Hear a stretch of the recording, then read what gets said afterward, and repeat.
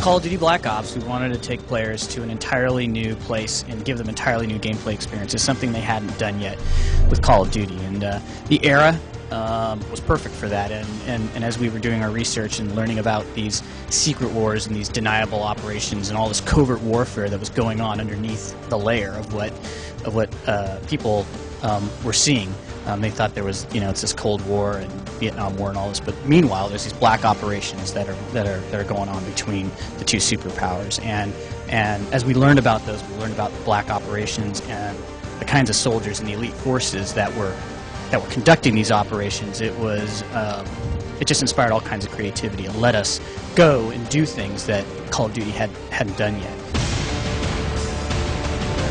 Our game is not a game about the Vietnam War. It takes place during an era that also includes the Vietnam War. And of course there were black operations that occurred, operations that people didn't know about during that era. And we'll be tackling that part of it, and it isn't the war itself. I would say that Call of Duty Black Ops takes the gloves off. Treyarch hasn't been afraid to do that in the past, and you should expect no different from Call of Duty Black Ops.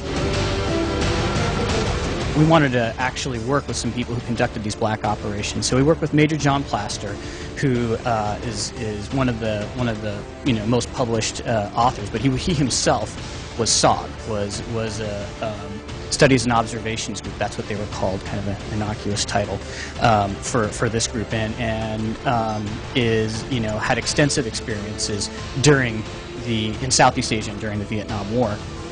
Conducting these black operations, and so he came to our studio and shared his experiences with us, everything from his training to the tactics and strategies that they used to some intimate experiences that they had. And it definitely stimulated the thought of our designers and our creatives in the studio to come up with some of the gameplay that we did. We also talked to the other side. We talked to Russian and Soviet Spetsnaz during that era, and this is not the Russia of today. It is the Soviet Union, the formidable power that it was. So, and he was an inspiring individual, to say the least, as he talked about his training and what they would do.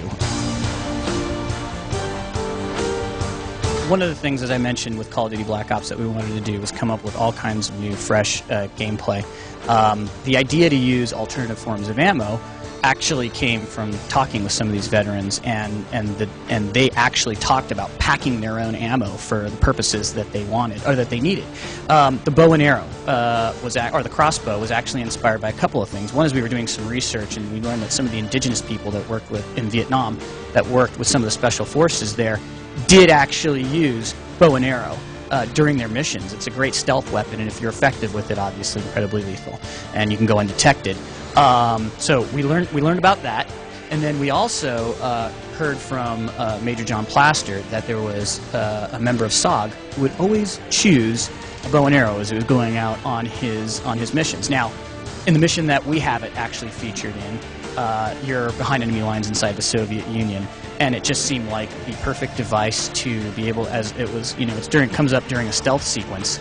We don't want the player to get detected, and it seemed like the perfect way that you might want to modify your weaponry to place a really explosive incendiary device at range without being detected. And the other weapon is the Dragon's Breath shotgun shell. Well, as far as we're concerned, we're creating a Black Ops game, so we did research on all different types of alternate forms of ammo. So when we're looking at it, much like the, inspired by these Black Ops soldiers, we look at a mission and we're like, well, what should our loadout be? And whatever was in our arsenal was what we chose. And who's to say that they didn't? Everything they did was classified.